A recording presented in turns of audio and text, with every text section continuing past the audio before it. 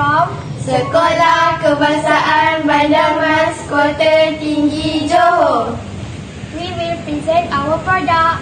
Iko Cakul.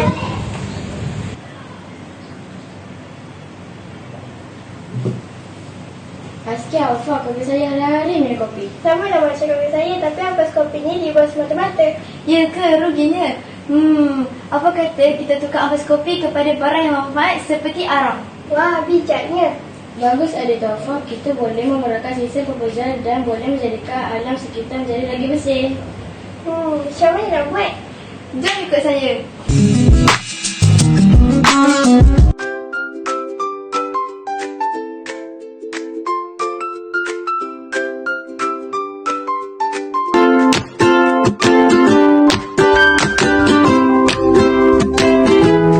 Ampas kopi akan dibakar. Kemudian, ampas kopi ini dimasukkan ke dalam blender.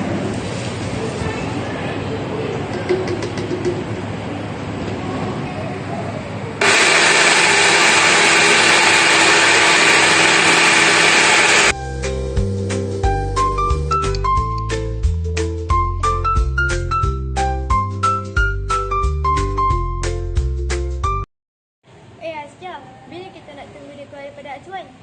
Kena tunggu sampai arang terbentuk. Kita kena keringkan bawah cahaya matahari ke?